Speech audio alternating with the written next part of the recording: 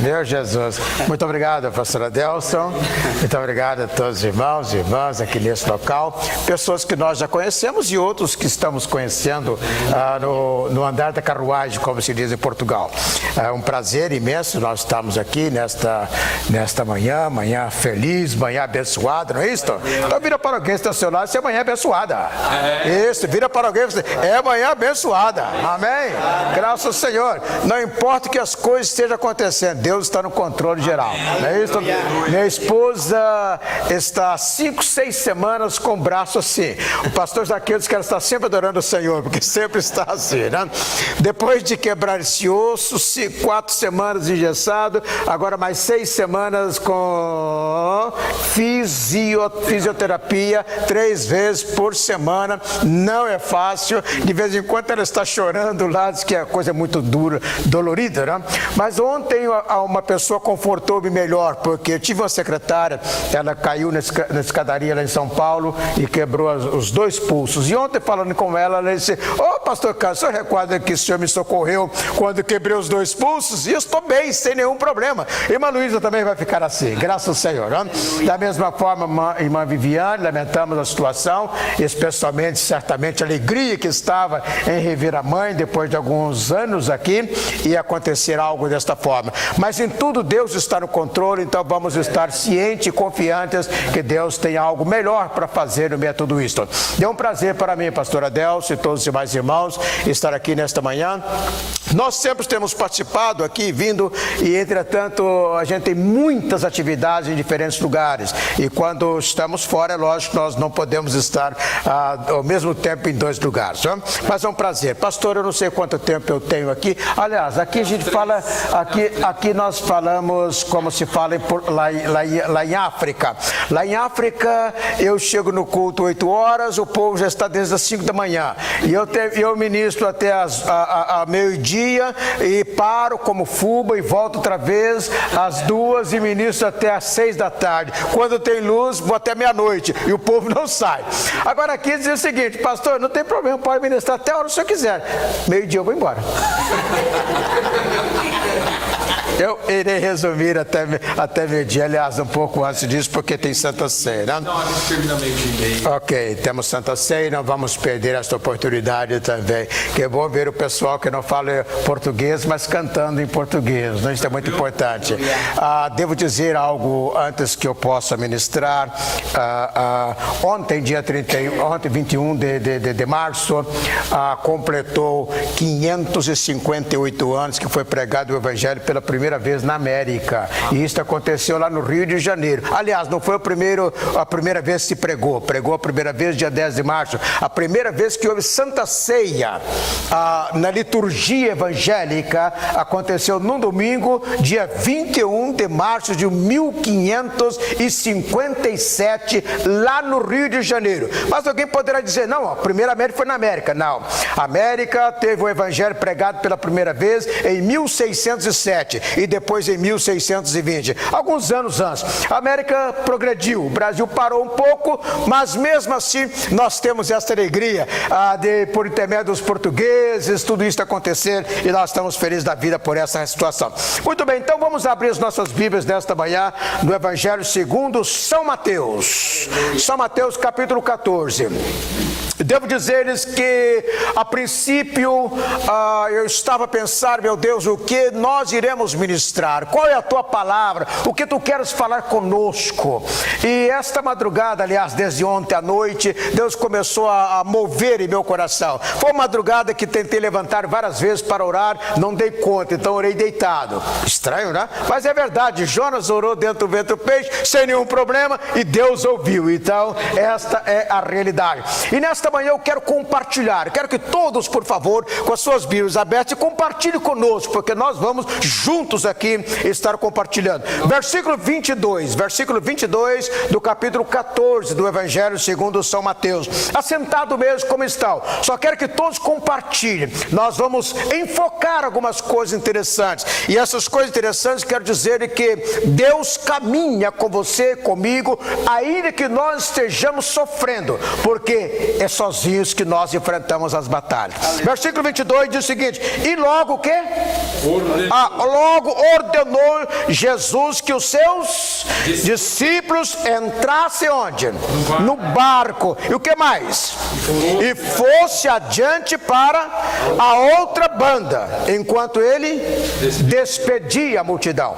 Bem, primeiramente, versículo 22. Diz aqui que ele exigiu, ele pediu, ele chamou os seus discípulos após um grande milagre que havia acontecido, que exatamente a multiplicação dos pães. Ele reuniu os seus discípulos e disse: agora vocês vão entrar no barco e vocês vão embora. E a multidão? Deixa a multidão por minha conta, eu irei despedir a multidão. Muitas vezes no nosso dia a dia, nós envolvidos em tantas coisas, esquecemos de algumas coisas importantes que Deus tem para mim. Eu tenho que enfrentar esta batalha muitas vezes sozinho. Mas pastor, aqui não diz nada sozinho. Venha comigo no versículo 23. Veja só o que Jesus fez. No versículo 23 diz que: e despedido o quê? A multidão. Coisa interessante e importante, nós estamos meio à multidão.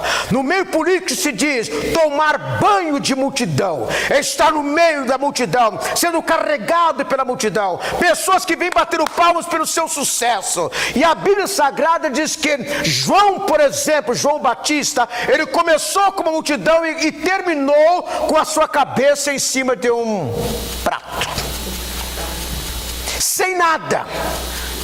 Homem aparentemente com uma multidão em volta dele, que poderia usufruir de dinheiro, usufruir de posição política, mas ele, em virtude da palavra correta que ele profetizou ou pregou, ele foi levado para o cárcere e a sua cabeça posteriormente foi cortada. Terminou ali.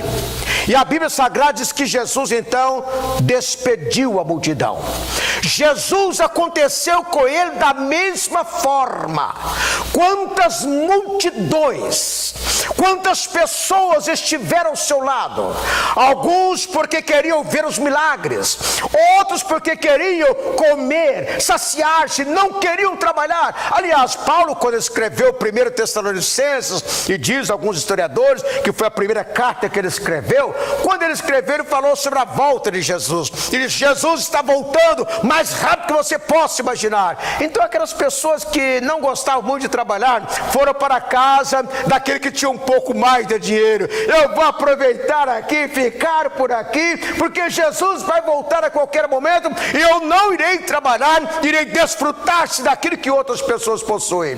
E alguém escreveu uma carta para Paulo: olha, apóstolo, as pessoas estão vindo todas aqui para minha casa e eu já não sei mais o que fazer. Então Paulo escreveu a sua segunda carta, 2 Tessalonicenses, e lá ele frisa bem: quem não trabalha não coma, porque Jesus vai voltar, mas eu não posso esperar que o mundo termine em barranco para eu morrer encostado. Eu tenho que fazer alguma coisa. Esta multidão estava dependendo de Jesus, não para salvação, mas para comida, água com fartura, abundância de alimentação e, quem sabe, viver no meio da multidão. E a Bíblia Sagrada diz no versículo 23, aliás: e despedida a multidão, ficou só.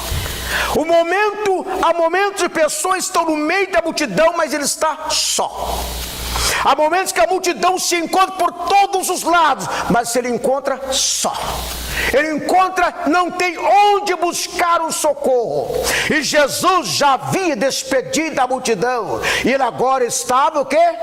Só. Diga comigo, estava só. Ainda no versículo 23 diz que após despedir-se da multidão, qual foi o primeiro passo que ele fez? Subiu. Algo interessante: é fácil descer. Aquele provérbio popular que se usa em todos os países de língua portuguesa, penso eu, que para subir é difícil, mas para descer todo santo ajuda, né? Porque pode descer de qualquer forma, mas subir não é fácil. lá no estado de Minas Gerais, no estado de Goiás e muitos outros estados no Brasil, e também Portugal não é diferente, seria o seguinte: fogo a montanha acima e água a montanha abaixo, não há quem segura. Porém, descer é fácil e subir. E a Bíblia Sagrada diz que Jesus deixou a multidão, primeiramente ordenou que os apóstolos entrassem no barco, despediu a multidão e agora faz o quê? Subiu. Ele teve um preço a pagar. O primeiro passo foi subir. Ele subiu ao monte para fazer o quê? Observar as longínquas distâncias, não para orar. Diga com alguém ao seu lado aí: ele subiu para orar. Tá? Ele subiu para orar. Ele subiu para orar. E outra coisa interessante que nós temos ainda no versículo de número 23, diz que em chegada já, que hora? À tarde, estava ali só. É isso que eu quero frisar nesta manhã. Só. Há momentos da nossa vida que ninguém pode nos ajudar. Estamos só. A senhora, a mãe, quando vai para o hospital para dar à luz, ela está só. Quantas vezes nós sentimos a solidão como Jesus sentiu? O apóstolo, aliás, João o Batista, começou com uma multidão, pregando duramente, mas morreu só. Muitas situações da sua e da minha vida eu tenho que passar só. Ninguém pode nos ajudar. Ah, pastor, eu sou amigo do doutor tal. Não importa, você vai enfrentar só. Eu tenho amigos que têm dinheiro, mas você vai enfrentar só. Tem amigos que podem ajudar-me, mas você vai enfrentar só. Não tem outra pessoa para socorrê-lo, porque vai estar só. E a Bíblia diz que Jesus subiu a montanha e ali esteve só. E outra coisa que nós encontramos sobre Jesus, porque durante o seu ministério, embora que nós encontramos várias vezes ele no meio da multidão, mas quando foi preso, aliás, quando nós vamos para João capítulo 13, 14, 15, 16, 17, 18 até o versículo 3, tudo aquilo passou entre mais ou menos, talvez aí pelas 5 da tarde até 1 ou 2 da madrugada do dia seguinte, tudo aquilo, e ele agora não estava mais com a multidão. Primeiramente estava com os seus apóstolos, depois Judas saiu, ele ficou apenas com aqueles 11 homens que ele podia confiar. Agora nós iremos para o jardim do Getsemane, local da prensa. E ele chamou 3 dos seus discípulos, Pedro, Tiago e João, e disse: venha comigo para orar. E eles ficaram, enquanto ele adiantou um pouco, diz a palavra de Deus, e ele começou a orar só. Ele estava só. Voltou onde estavam os seus discípulos. O que eles estavam fazendo? Dormindo. Ah, será que é o sono da indolência? Não, senhor, não, senhora. É o sono da pressão espiritual. São os problemas que vêm, que levam a pessoa a perder a vontade da intimidade com Deus e sente-se vencido completamente. Foi o que aconteceu com aqueles 3 homens. Mas Jesus estava lá só. No momento mais difícil da nossa vida, Lucas capítulo 24, se recordo bem, versículo 22, diz que ele só orando, o seu suor se transformava como grandes gotas de sangue que caía no jardim. Estava só. Meu irmão, minha irmã, quantas vezes na sua vida você já enfrentou alguma coisa só? A referência está correta, pastor? 24 e 22, não? Ou 22, 24. Desculpe lá se está enganado aí. Quando ele está no jardim de Getsemane, deve ser o capítulo 24, o capítulo 22. Ele está só. Momentos em que nós sentimos que estamos só, abandonados por todos. O amigo se vai. Há momentos que nós não temos amigos. Há momentos que nós não temos ninguém que possa nos ajudar, porque há momentos que eu tenho que estar só. Eu recordo lá em Portugal, há 25 anos atrás, sensivelmente, em Lisboa. Nós começamos um trabalho e Deus começou a prosperar de uma maneira tal e pagava um aluguel, renda, como se diz em Portugal. Vamos comprar essa propriedade, vamos comprar. Como fazer? Vamos ao banco, é quase impossível conseguir empréstimo para comprar um templo, comprar um local para a igreja. Conseguimos finalmente emprestado dinheiro aqui nos Estados Unidos, $200 mil. E esse dinheiro seria transferido para a conta da igreja lá em Lisboa. Todos os dias eu ia ao banco, chegava lá e dizia: por favor, veja a conta número tal. Tem tanto. No outro dia, a conta número tal, tem tanto. Um dia eu estou chegando no banco, quando eu abro a porta do banco para entrar, vem lá o gerente, vem a secretária, vem o tesoureiro, vem não sei quem mais, doutor Carlos Boaventura, e nós queremos falar que o senhor está atrás disso, tem alguma coisa, né? Aí eles vão dizer para mim lá, levar-me no escritório especial, e se o senhor tem 34 mil contos na conta da igreja, e são $200 mil da época, 34 mil contos, aplica isto, o senhor vai ter um lucro muito grande. Não, meu amigo, isso é para comprar uma casa para a igreja. Não, aplica por um mês. Eu vou comprar este hoje. Não, aplica por 15 dias. Não, aplica por uma semana. Não, senhor, nós iremos comprar hoje. E aquele dia, pastor, eu preenchi o maior cheque da minha vida até hoje, $220 mil. Assinamos, tiramos fotocópia, registrado, está até hoje lá. No dia seguinte eu entro no banco, ninguém me conhecia, ninguém sabia quem era eu, ninguém me cumprimentou, ninguém disse que eu era doutor, que eu era pastor, que eu era lixeiro, que eu era nada. Naquele momento, porque as pessoas às vezes são comparadas por aquilo que tem e não por aquilo que ele é. E é no caso, aqueles momentos da solidão, que você não tem quem você possa contar, com quem você pode confiar. E Jesus estava só. O mesmo aconteceu com Jesus lá na cruz do Calvário. Aliás, um pouco antes, se nós fôssemos para João capítulo 18, versículo 3 em seguida, nós vamos encontrar o sofrimento de Jesus, sendo levado de um local para o outro. Ele perdeu a sua, não digo perdeu, mas ele não pôde agir, porque ele tinha que morrer, tinha que ser daquela forma, mas ele foi jogado para um lado, para o outro, sem ter ninguém, um advogado, uma pessoa que levantasse, não, eu irei resolver o problema desse homem. Era ele que tinha que passar por aquilo, nas agruras, das dificuldades, para que eu e você nesta manhã, embora às vezes sentimos só, mas ele venceu a barreira por mim e para você. E lá no monte ele estava só. Aleluia.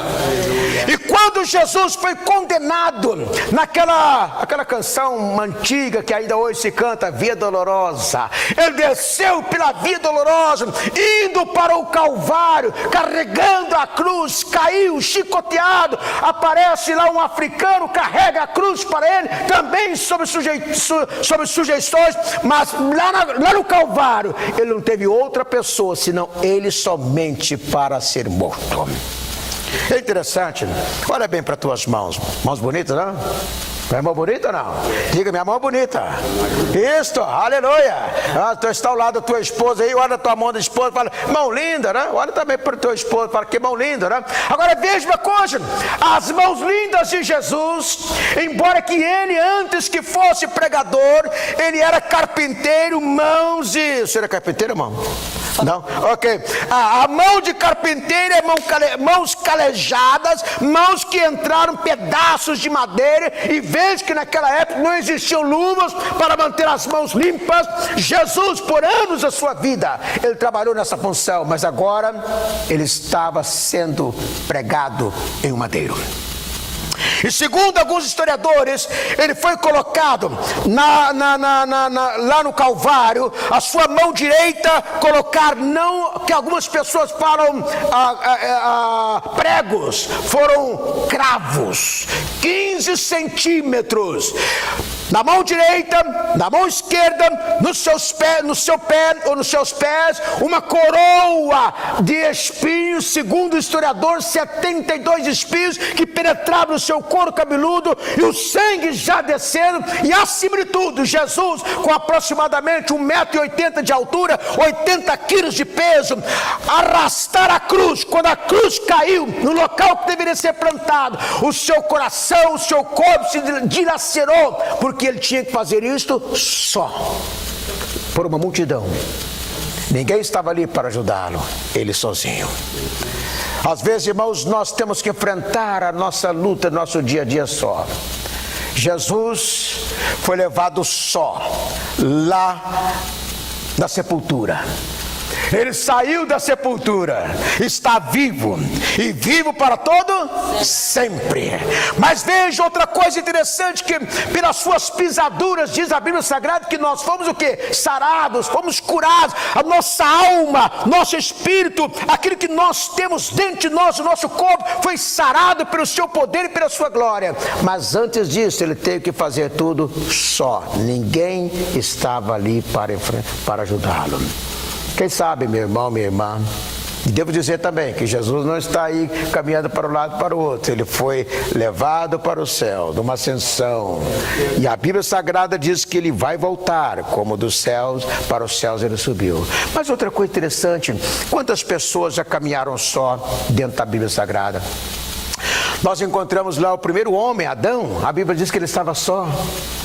Nós encontramos depois o jovem, 17 anos, 18 anos, José, só lá dentro de uma cisterna. Só foi arrastado para ser vendido no Egito. Só ficou 2 anos preso. Mas só também ele teve a coragem de ministrar o país e fazer o país crescer, no caso do Egito. Nós encontramos no caso Moisés, só lá no deserto. Encontramos o próprio Jeremias, capítulo 9, se recordo bem, quando disse: Senhor, eu já estou cansado, não vou falar mais. Ele estava só, mas a Bíblia diz que o seu coração começou a fulminar. Quantas vezes nós estamos só? Quantas vezes sentimos só? Só na sua casa, só no seu trabalho, e acima de tudo, às vezes alguém vem apontando o dedo. E quantas vezes na solidão completa, solidão da família, solidão de todos. Recentemente visitei um casal, e esse casal já com uma certa idade, ele e ela disseram-me: há semanas que meus filhos não vêm visitar-me, só. Um com 82 anos, outro com 75 anos, só. Quantas vezes pessoas estão numa solidão completa, sem ninguém poder ajudá-los, só. Foi o caso de Jesus, ele conseguiu vencer. E você também vai conseguir vencer. Eu irei vencer. Às vezes no meio da solidão, nos meus problemas, as lutas, as dificuldades. Quando enfia a mão no bolso não tem dinheiro. Quando abre a geladeira só tem... às vezes nem água tem, né? Já cortaram a luz, já não tem mais nada. Quando tudo está acabado. Quando entra no carro, o carro não funciona. Quando o carro quebra. Quando tudo isso acontece assim de um momento para o outro, e você sente só. Por que, Deus, que isso está acontecendo comigo? Jesus subiu ao monte e ali esteve só. Ninguém estava ali para ajudá-lo. E outra coisa para terminar. A Bíblia Sagrada diz que ele passou pelo menos 12 horas em oração, sozinho, lá no monte. Se você calcular, pode notar claramente que ele desceu, era mais ou menos a 4ª vigília da noite. A 4ª vigília da noite, exatamente entre 3 às 6 da manhã. Ele havia subido entre 3 às 6 da tarde, basta calcular. Aliás, isso é muito claro, porque apenas Lucas que não fala sobre esse acontecimento, e apenas Mateus fala que ele esteve só. Mas é interessante, quando nós vamos calcular, nós vamos encontrar que ele esteve 12 horas orando só. Às vezes nós oramos 10 minutos, sentimos cansaço, ou sentimos sono, ou sentimos que o telefone chama, ou sentimos alguma coisa que está acontecendo. Ele esteve um dia todo, aliás, uma noite toda, só, lá em cima do monte. E meu irmão, minha irmã, não pense que a sua luta, que a sua dificuldade é tão grande que você não possa conseguir superar. Ah, pastor, já tenho passado a experimentar de tudo. Mas não esqueça, às vezes na solidão, o deserto que tem que enfrentar, os momentos difíceis da vida, mas é ali que Deus vai dizer: eu estou contigo. Nós nunca estamos só no mundo espiritual. Nós às vezes nos sentimos só, abandonados, ninguém nos conhece, ninguém está aí, nada para nos ajudar, mas o Senhor disse: eu nunca te abandonarei, nunca te deixarei. A referência da Bíblia é muito clara, quando Deus fala para Josué, ele disse: eu não te deixarei. E a mesma referência nós encontramos lá em Hebreus capítulo 11, capítulo 13, se não falta a memória, disse: eu não te deixarei, não te abandonarei. Ainda que nós sentimos que estamos só, abandonados, sem ninguém, sem voz ativa para nós, mas não, eu estou ao teu lado. Às vezes nós não sentimos. Às vezes nós não sentimos. Às vezes pensamos: Deus nos abandonou. Aliás, o primeiro missionário cristão dos Estados Unidos saiu dia 18 de fevereiro de 1812, há mais de 100 anos, jovem ainda.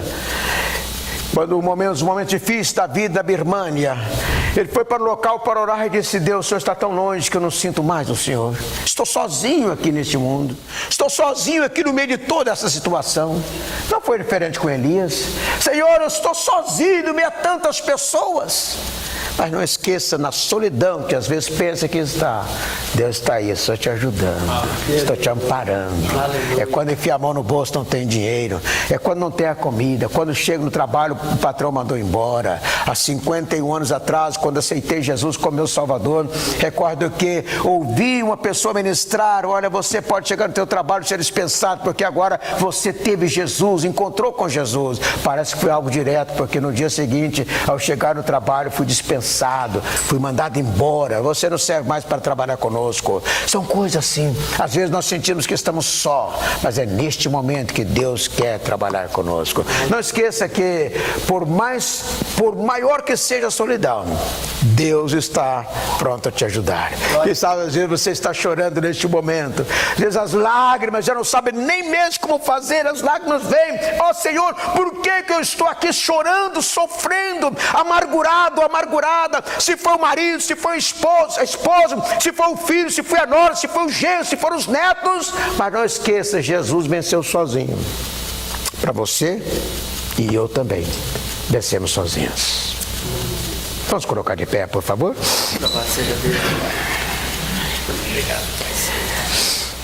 Curva a sua cabeça.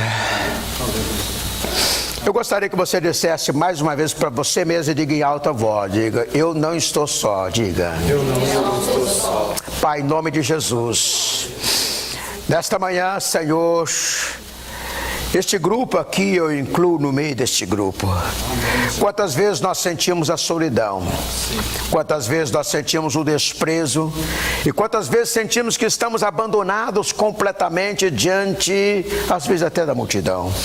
Mas Senhor, nesta manhã, eu quero te pedir, Senhor, que tu venhas complementar aquilo, Senhor, que eu não pude falar. Venha, Senhor, orientar a cada irmão, a cada irmã, a cada família, a cada lar. Dê a graça e a bênção para vencer os obstáculos, mesmo que sentem que estão só. Pai, em nome de Jesus, abençoe e guarda o teu povo para a tua glória, em nome do Senhor Jesus. Amém. Amém. Amém. Por sentar, irmãos. Muitíssimo obrigado, pastor.